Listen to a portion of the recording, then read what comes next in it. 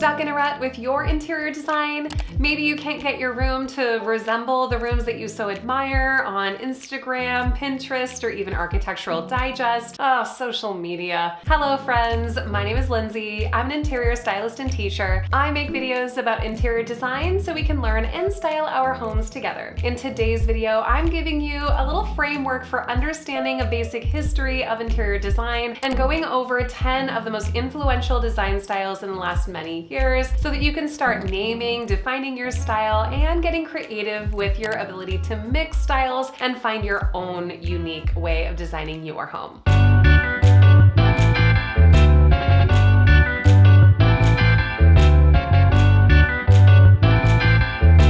Let's get going with a basic history of interior design, a few things that might help you to understand where these things are even coming from. The profession of interior design is just over 100 years old, but we know we've been beautifying our spaces for as long as time can remember. Before interior design rose as a profession, it was purely done to coordinate with the architecture of buildings and was often executed by architects as a means to best present a complete project to clients or investors. As far back as ancient India, architects used to double as interior designers to fully develop their complete vision. Architects whose vision was limited to structural decisions would often turn to craftsmen and artisans to create interior design for their projects. Throughout the 17th and 18th century, interior design was largely the duty of a homemaker, in addition to loads of other domestic chores to furnish the home, occasionally hiring a professional upholsterer or craftsman who could offer design advice. As the middle class grew and more complex architecture rose to popularity during the Industrial Revolution, the question of making the best use of space, along with the life-enhancing possibilities of good design, breathed new life into interior design as a profession.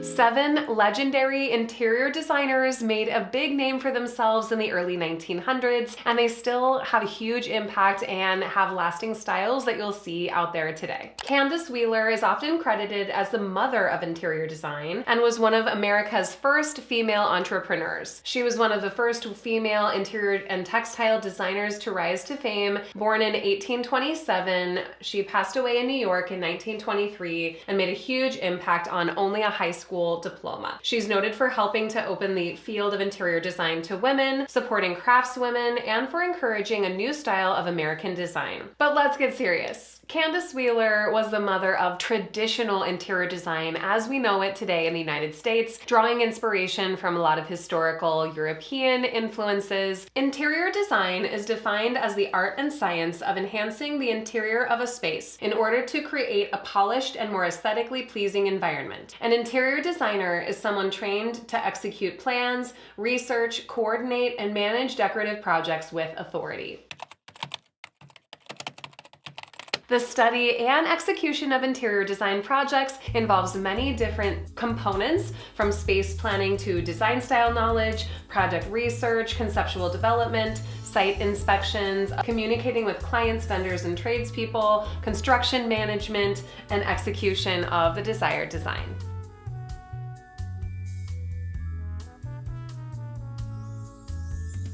I love a deep dive, so let's go to the informational organizational board of interior design styles. Yes, I made one over here.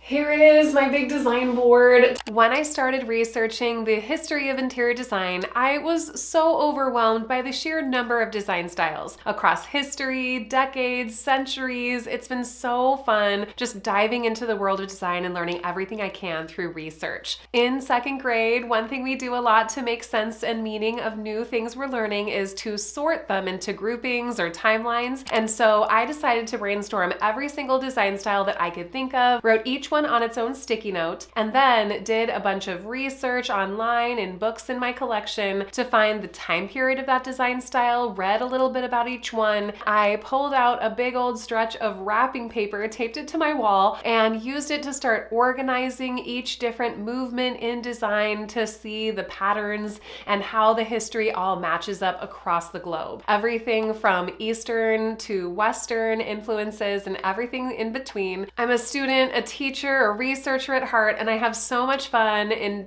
just exploring the world of interior design on my own time, I wanted to create a framework, a way to make sense of all these different design styles, categorizing them by their primary focus. From all my research, I narrowed it down to 4 basic branches out of our interior design tree: utilitarian focus, decoration focus, minimalism focus, and individualism focus. I'm going to explain each category and give a few examples of each so you can start to make some meaning of these for yourself and pick out the ones that you gravitate towards most. Starting with utilitarian focus. Going all the way back to the Stone Age, cavemen weren't looking to have beautiful aesthetics in their homes. They were primarily trying to solve problems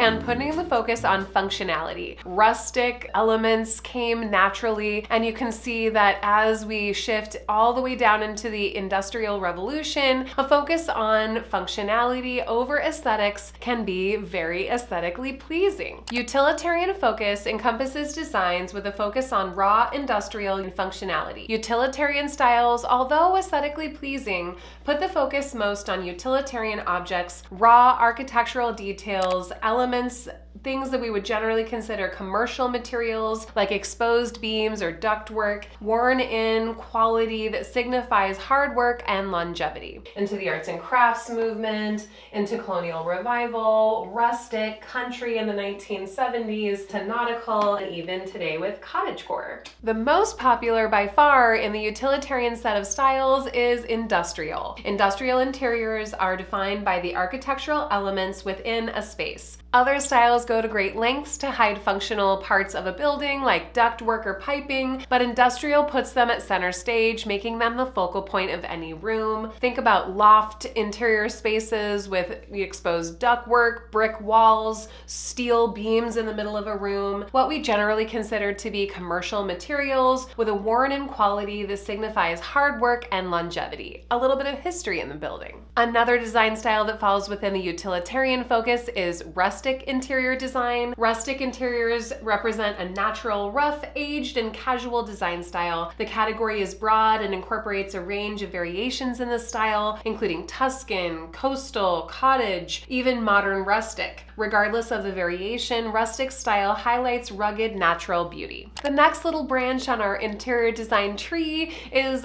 decoration-focused styles. Design with a focus on aesthetics, tradition, and the history of design. These are primarily the ones we would think of in the traditional sphere, things that follow a lot of rules and have a focus on the beauty and sort of life-transforming nature of living in a beautiful space. We know that the Egyptians were very focused on aesthetics. Into the Greek Empire, the Roman Empire, Baroque and French country styles, Rococo, traditional design, Canvas Wheelers era, moving into Georgian, Victorian, and Haussmann style in France. Decoration-focused styles often have close ties to the history, especially of Western European interiors. Decorative elements are the focal point and often layered to create the overall design aesthetic. Utilitarian concerns are hidden from view with the focus on the design elements in the room. The most recognizable design style and the most widely popular since the 1700s is, of course, traditional style. Traditional interior design is a popular design style of decor that is based largely on 18th and 19th century Western European design aesthetics, conventional notions of what a home looks like. Traditional interior design schemes are timeless, comfortable, put together, but not overly fussy. Traditional might vary based on where you're from, like traditional Tuscan or Mediterranean styles. Next, Art Deco, which is having a huge moment at the moment. Art Deco, short for Arts Décoratifs, pardon my French,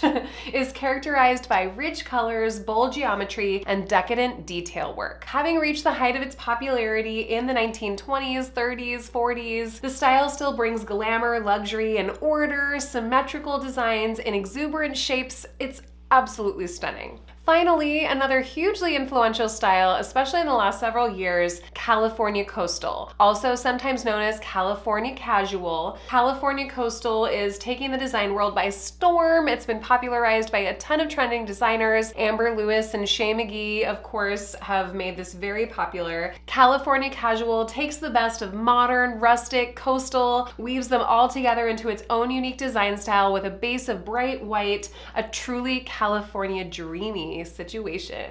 A few other popular styles that definitely fall into the decoration focus category: Grand Millennial, Hollywood Regency, and even Victorian interiors. On the flip side of a decoration focus is a minimalism focus, branch to our tree, and of course it all stems from Japanese minimalism. Zen, which I've talked about quite a bit in my Japandi video. I'll link that in all my other design style videos for you down below. And then moving into modernism in the 1880s, Art Nouveau, modern, which is still very popular today, the Bauhaus school, and of course mid-century and Scandinavian modern, and then modern organic. Design with a focus on minimalism strives to create a space that supports mental clarity through the intentional use of objects and a focus on minimizing visual clutter. Minimal spaces follow the Japanese Zen philosophy of the 12th century that is still widely popular today. Just ask the minimalists. Clean lines, landscape palettes, a limit on personal effects, and styling leaves these spaces open to thinking, planning, connecting, and fulfilling one's higher purpose. Spiraling off of that original Zen inspiration is modernism, which really started to rise in the 1880s. Modernism embraces a home with clean, crisp lines,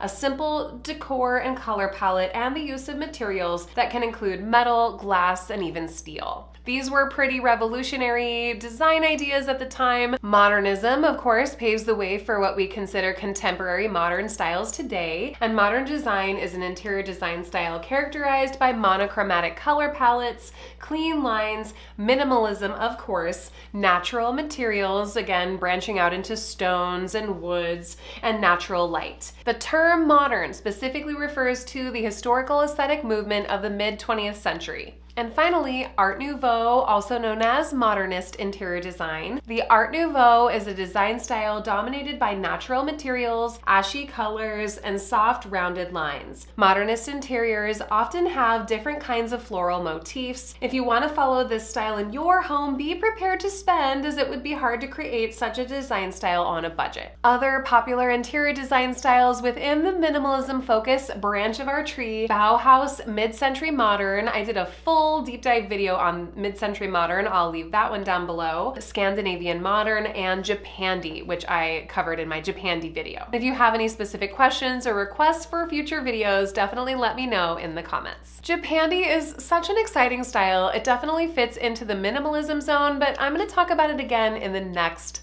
little last branch of our tree: individualism focus. Individualism focus is probably the most widely appreciated right now, and it seems that most of the exciting new styles that are coming out fit into this category. So when we take a look at all these blue sticky notes, I really think it started to emerge with the aesthetic movement of the 1800s.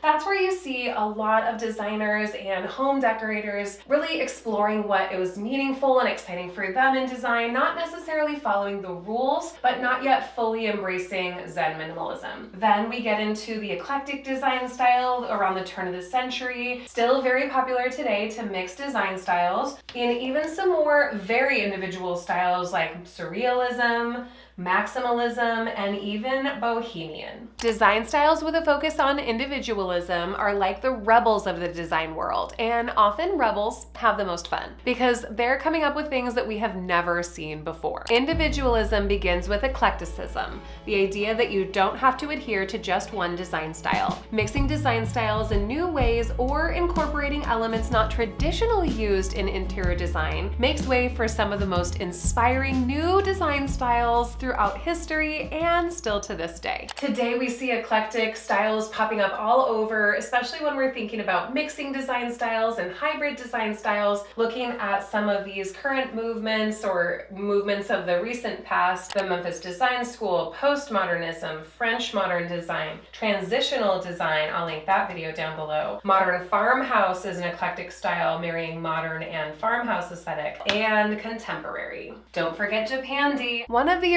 original individualism-focused styles, in my opinion, is Bohemian style. A lot of people equate boho with Mediterranean or tropical style, but you might be surprised to learn that it actually has roots in Paris. Boho was inspired by artists, writers, performers, nomads who all believed that creativity was more valuable than money, the original Bohemians, and they'd fill their apartments in Paris amongst all of the traditional Rococo styling of the Haussmann era with some incredible finds from around the globe, tropical plants and spices, hanging plants, new artwork and interesting shapes and furniture. Bohemian isn't always that tropical Polynesian leaning design that we see today. It truly is the idea that creativity and a focus on really beautiful, handmade, unique, and interesting pieces say more about us than following the traditional rules of interior design. Next, of course, is eclectic design, one of the most individualized design styles out there. Eclectic style really refers to the idea of mixing design styles, often those that seem quite dissimilar. Blending different styles and motifs together at great risk to create a unique and personalized aesthetic. Eclectic style encompasses a variety of periods and styles and brings them together through the use of a color palette, textures,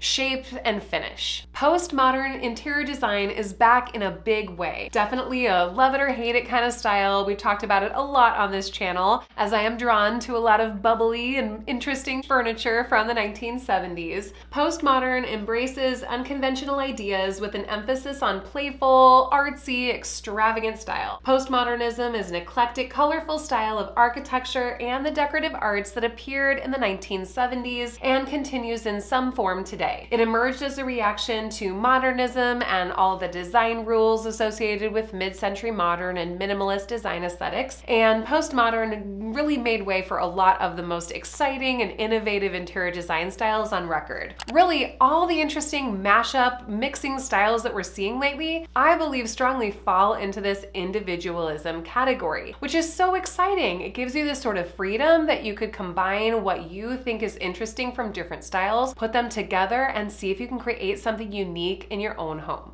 Now that we've gone over my framework for making sense of interior design history, I want to give you some advice for figuring out which of all these styles might be your style. First, start by figuring out which of those little branches off the interior design family tree that you gravitated towards most. Try writing down 3 to 5 design styles that you've heard or seen in this video or out in the world that you want to learn more about. Now it's time to gather inspiration. I mean a lot of inspiration. Look for photos and images of your interesting design styles that you are looking at everywhere you possibly can, whether it's in television shows, movies, even booking a hotel or short-term vacation rental. Look for spaces that have the design aesthetics that you're interested in, visiting friends' homes, and make note of what you are enjoying about those spaces. Do some research. Maybe try getting off Pinterest and Instagram for a change and look at publications like Architectural Digest, Dwell, Domino, Elle Decor, Veranda, whatever publication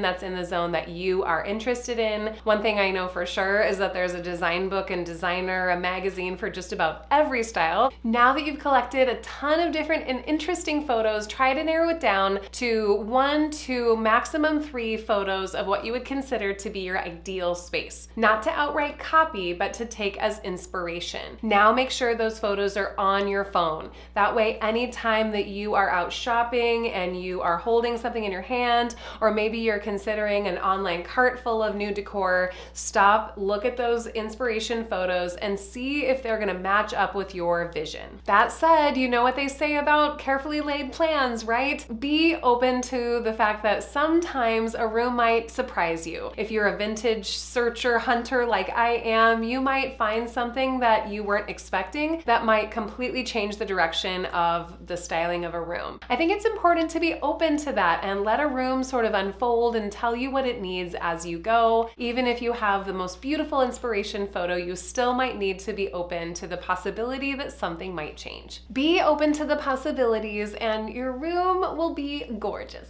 I hope you enjoyed this little jaunt through the history of interior design, my framework for understanding the history of interior design, and more than anything, I hope you found a few interior design styles that caught your eye. I hope you'll tap into your curiosity this week, take some time to research, gather some inspiration, play around with your design plans, and don't forget to let me know all the deets in the comments down below. Like and subscribe for more interior design videos every single week here on Lindsay Living. Check out my playlist of interior design style videos and all the links to everything I mentioned in the description box down below. Make sure to let me know which design style you'd like featured next, and I'll see you in the next video. Bye, my friends.